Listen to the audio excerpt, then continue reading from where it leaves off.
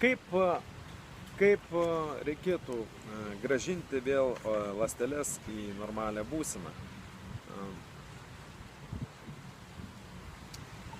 Visų pirma, reikia parodyti šiek tiek išminties ir susivokti, kas gali būti priežastis, kad atsirado vėžys. Ar tai nekontroliuojamas stresas, ar tai cheminės medžiagos, ar tai organizmo bendras užterštumas. Kas tai yra? Lengvas būdas iš tikrųjų, aš gaila nepasiėmiau su savimi, yra toks pH matuoklis. Matuoti organizmo pH. Organizmo pH turi būti 7, virš 7. pH reiškia čia, kas tas yra pH, kas nežino, tai yra organizmo šarminė ar rūgštinė terpė. Ir jinai yra matuojama nuo 0 iki 14, ar ne? 7 yra neutralus. Jeigu organizme yra, reiškia, organizmas yra daugiau rūgštinė terpė, tai yra palanki terpė visom lygom vystytis ir visokiam bakterijom, mikroorganizmam daugintis yra labai palanki terpė. Tuo tarpu, jeigu yra 7, virš 7, šarminė terpė yra dauguma visokių mikroorganizmų negali gyventi šarminėje terpė, 99 turbūt procentai mikroorganizmų negali gyventi šarminėje terpė. Kraujo, reiškia, pH turi būti 7,36 ir tai vat idealu, kad būtų 7,36 pH. Yra specialūs matuokliai, Lietuvoje jie kainuoja, mačiau, 200-300 litų, Amerikoje jie kainuoja apie $14 tenai. Tai, žodžiu, tą galima įsigyti tokį matuoklį ir matuoti kiekvieną dieną. Ar ne? Tai pH, organizmo pH termė, aš sakyčiau, yra svarbiau nei termometras, ar ne? Mes matuojam temperatūrą, kai susergam, ne? Bet pH niekas arba dauguma žmonių nematuoja. O tai yra ko gero svarbiau, kadangi temperatūra ir taip pajausi, kad pakilo temperatūra ir reiškia, geras dalykas yra ta temperatūra, nes reiškia, organizmas kovoja su liga. O pH terpės nepajausi, jeigu yra 5 ar 5,5, nepajausi, bet tokioj rūgštiniai terpė yra pačios palankiausias terpės, pati palankiausia terpė visom lygom vystytis, ar ne? Tai vat vienas iš tokio, sakykime, greitas, kad pradėti matuoti, kas daro su tavo organizmu, būtų matuoti, turėti pH matuoklį. Ir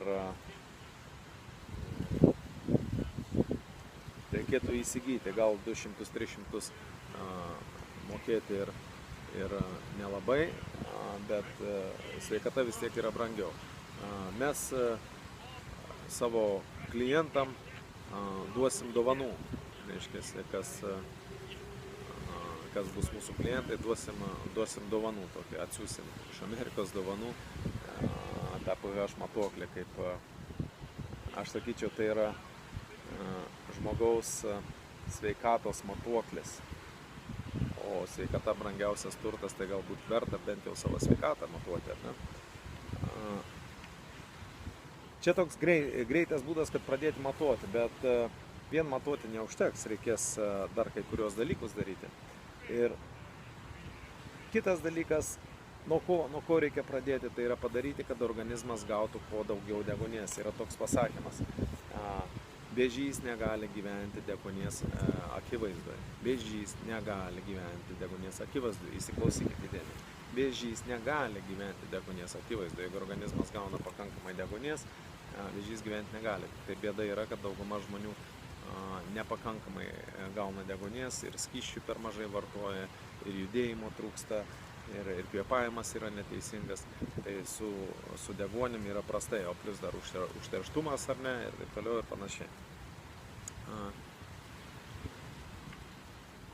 Vandens reikia tiesiog gerti. Reikia gerti per dieną, jeigu jau kas serga, tai reikia išgerti kuo daugiau vandens, apie 2-3 litrus, galime dar daugiau, kadangi vandens formulė kokia yra H2O, tai reiškia 2 atomai vandenilio ir vienas atomas deguonies. Tai kiekviena stiklinė yra 30% deguonies. Tai vat, kiekvieną kartą, kai išgeri stiklinę vandens, gauni dozę deguonies.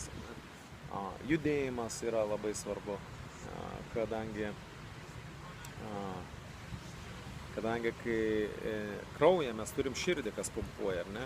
O limfa, kuri atsakinga už visą tą, sakykime, išvalymą organizmo, filtravimą tų visų bakterijų, mikrobų, ar ne, jinai neturi širdies ir jinai juda tik tai tada, kai organizmas juda.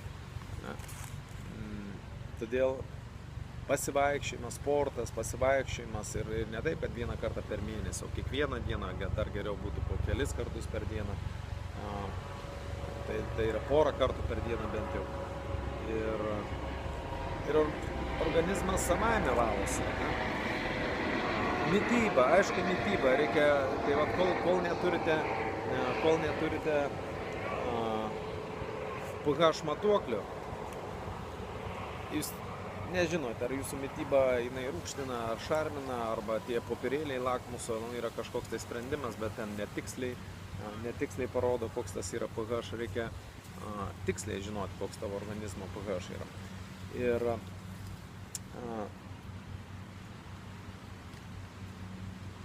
aš esu beveik tikras, kad 90% žmonių pH yra 5, 5,5, 6, 6,5.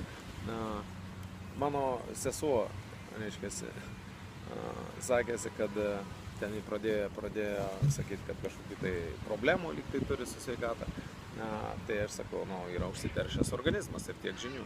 Ne, tai aš mėsos nevalgau, sveikai maitinuosi, ten tą, ir taip toliau, ir taip toliau. Na gerai, sakau, atsiųsiu aš to pH matuoklę. Atsiunčiau aš į pH matuoklę ir kaip jai teko nustebti, kad jos pH buvo labai rūgštinė terpė 4,8. Ar ne? Tuo tarpu, tiesa, dėl pH, kas jau pradės matuoti, jeigu jau yra kažkokios ligos, tai reikėtų išlaikyti 7,5. Būtent tokioj terpė prasideda gydomieji efektai, prasideda gyjimas organizmo. Jeigu bus 6,5 ar kažkiek, tai nėra tokia palanki terpė vystytis mikroorganizmams, bet ir tai nėra, reiškia, nevyksta dar gyjimo. Jūs norite sukelti kiek įmanoma aukščiau. Ir kas pradėsiu matuoti, pamatysit, kad taip nėra taip jau lengva sukelti. Todėl, kad pH numuša į rūgštinę terpę, mėsa labai stipriai, pieno produktai, kava, saldumynai. Visi tie dalykai, kur mes kiekvieną dieną vartojam, jie kala pH į apačią. Kas dabar pH sukelia? Viskas, kas žalia. Įsivaizduokit, žiūrėkit, kas yra parduotuvėje žalia, šviežia ir žalia, žalios spalvos, tie dalykai labai sukelia pH. Visokios špinatai, visokios salotos, reiškiasi, daržovės sukelia organizmo pH. Judėjimas, vanduo, visi tie dalykai, reiškiasi, yra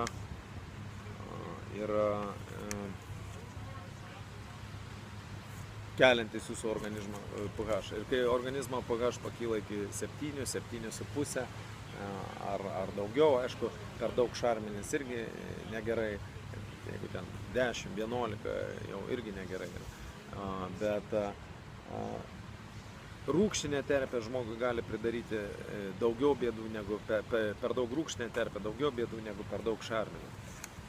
Tai va, čia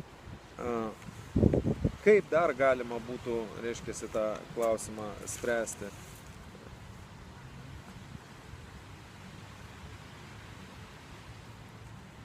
Yra daug būdų ir visokių, galite patyrinėti vandenilio peroksidų, kaip vyksta gydymas, bet irgi reikia žinoti, nes kiti žmonės galvoja paprastą 3% vandenilio peroksido. Ne, reikia gerti atskiestą maistinės vertės 35% vandenilio peroksido, ar ne, jo turbūt vaistinėse negausit, tai reikia užsisakyti. Vandenilio peroksidą su soda gydo, toks tulijos įmančinė yra, reiškia gydo, ką soda padaro iš karto šarminę, reiškia terpę organizme, jis ten su soda gydo. Yra vis daug įvairių, šiandien dar perklausiau, yra netgi žmonės Kinijoje gydo tiesiog minties koncentracijos dėka, reiškia, gydo vėžį. Nu ir jeigu taip logiškai pamastysim, tai nieko čia stebuklingo ar kažkas tai nėra. Paimkite paprastą eksperimentą, darykit, reiškia, padėkite dvi rankas ant stalo ir mintimis koncentruokitės į vieną ranką, kad jinai sunkesnė, kad kraujas teka į tą ranką būtent. Ir nustebsit pamatę, kad ta ranka ir šiltesnė paliks, ir kraujo daugiau, ir spalva pasikeis ir taip toliau. Žmogus savo mintimis gali kontroliuoti procesus organizmo. Ir jeigu tu žinai tiksliai, kur yra tas vėžys, neva, kur mutuoja tas ląstelės, gali mintimis siūsti daugiau deguonies, daugiau kraujo ir kas nutinka. Ir kaip ir tam pavyzdį prieš tai pradeda, reiškia, ląstelės atsistatyti. Bet nereikia norėti tokių sprendimų, kad per vieną dieną, ar ne? Nors pasisako kai kurie ekspertai toje srityje, kad išgyjimas yra įmanomas per kelias savaitės netgi, žiūrint, aišku, kokioje stadijoje. Tai va, tiek tokia įžvalga apie vėžį, ką aš čia dar esu pasižymėjęs, kad tuoj pažiūrėsiu, ką aš čia jums dar norėjau pasakyti. Pagrindinis dalykas, reikia suprasti, kaip tas vėžys atsiranda ir viskas, kodėl ląstelės pradeda mutuoti ir po to pašalinti tos faktorius, kurie atvedė ląstelės iki to ir viskas. Nes chemoterapija ir švitinimas arba operacija tai yra dalykai, kurie neva lyg tai greiti sprendimai, bet neefektingi yra sprendimai ir netgi jeigu gerai pasigilinti, tai čia yra visa industrija, visa labai rimta industrija, kur yra labai didelė piniginė motyvacija. Irgi galite atlikti tyrimą, kas vyksta ir taip toliau. Ir dabar, kad praplėsti industriją, tai netgi pradėjo, reiškia, gąsdinti naujas jaunas merginas, kad jos eitų jau ten 14 metų tikrintis nuo vėžio. Tai yra, visai ne ten yra nukreipiamas žmogaus dėmesys, kuris turėtų būti nukreipiamas. Turėtų būti žmonėms paaiškinama, kas sukelia vėžį ir vėžys turi aiškias, reiškia, priežastis. Aišku, būdų slopinti ląstelę yra labai daug. Paprastas dalykas, paimkite, jeigu jūs paimsit ranką ir trinsit į stalo kampą, jeigu jūs trinsit valandą, jinai ten pradės jau odą, sakykime, raudonuoti, ar ne? Bet jeigu jūs trinsite dieną, savaitę, mėnesį, tai po biškutį kas nutiks jūsų to vietoj, kur trinsite, pradės ląstelės keistis, pradės mutuoti. Štai jūs jau ir turite vėžį, kadangi buvo pastovus ilgalaikis dirgiklis, organizmo ląstelės nemanė, kad tai pasikeis, kad išsispręs klausimas, nusprendė mutuoti. Vat ir viskas. Tai matot, mes esam pakankamai protingi, kad jeigu į stalą trini ranką, kad jos nebetrinti, ar ne, kad jinai neskaudėtų, bet mes nesam pakankamai išmanantis, kad nedaryti to paties su vidaus organizmo ląstelėmis, ar ne. Ir kišam į organizmą ir alkoholį, ir cigaretės, ir mėsą valgom visą gyvenimą, ar ne, tuo tarpu, kai mes nemėsėdžiai esame. Pasižiūrėkit vieni mėsėdžių dantis ir žolėdžių dantis, sulyginkit su savo dantimi ir suprasit, jūs mėsėdžiai ar žolėdžiai, ar ne. Išmatuokite, tarp kitko, kas aš toks, aš studijavęs esu veterinarija, ar ne. Tai išmatuokit mėsėdžių žarnyną, išmatuokite žolėdžių žarnyną ir jūs suprasite, kas mes tokie turėtume būti, mėsėdžiai ar žolėdžiai. Ar ne? Visų maisto medžiagų galima gauti iš visų visai augalinės kilmės produktų, visas medžiagas, visas iki vienos, ar ne? Bet aišku, mėsa yra jau ir įpročiai susiformavę, ir patogu, nuskerdai kažką, žiūrėk, jau ir visko gauni, ar ne, ko organizmui reikia. Tai yra, bet lygiai taip pat gauni ir rūgštinę organizmo terpę, kuri sudaro terpę visom, reiškia, mikrobam, bakterijam. Ir dabar, jeigu kas nors galvo, nu ką aš čia veterinaras šneka, ne? Nu, jeigu tai paėmus, kas svarbesnė rolę vaidina veterinaras ar gydytojas, ar ne? Mes tokį netgi pasakymą turėdavom, kad gydytojas gydo žmogų, veterinaras gydo žmoniją. Jeigu ne veterinarai, seniai visi būtumėt išmirę, nu, marų, juodlikių ir taip toliau. Bet būtent veterinarai ir užsiima tą prevenciją. Tai yra apsauga, kad neišplistų ligos ir taip toliau. O gydytojas, kai jau žmogelis ateina pas gydytoją, gydytojas sako, kur čia tau skauda, parodyk, aš tave gydysiu. Veterinarui net nelabai gali tas gyvuliukas pasakyti, turi pats sugalvoti, kur čia jam skauda, analizuodamas visus, atlikdamas tyrimus ir taip toliau, kas jam yra, nes jie nekalba. Žmonės gali pasakyti, man čia skauda. Ar ne? Tai va čia reikėtų dar padiskutuoti, kas veterinaras ar gydytojas yra svarbesnė profesija, bet aš nesu veterinaras praktikuojantis, aš tiesiog turiu daugiau žinių apie organizmą, apie žmogaus kūną, apie žmogaus protą, nei vidutinis žmogus. Tai todėl ir nusprendžiau tom žiniom pasidalinti, arba bent jau priversti susimastyti žmogų, kad iš tikrųjų neturi būti tų vėžių, neturi būti tų žmonės turtus aukoja, praranda savo turtus, šeimos kenčia ir taip toliau ir miršta iš tikrųjų dėl nežinojimo. Miršta žmonės dėl nežinojimo. Vėžys yra, aš vis kalbu tas vėžys, ląstelės jos gali kisti į vieną arba į kitą pusę. Ne? Mutuojančias ląstelės gali grįžti į normalią būseną, tai yra įrodyta eksperimentais. Ne?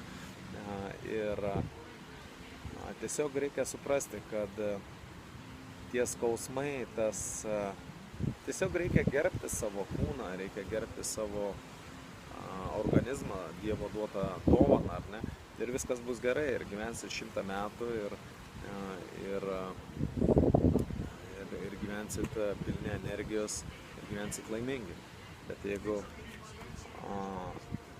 manai, kad nereikia domėtis, kaip veikia, kaip funkcionuoja tavo kūnas, tai atsiras, kas pasidomės, atsiras, kas pasinaudos tą situaciją, kad nesidomi.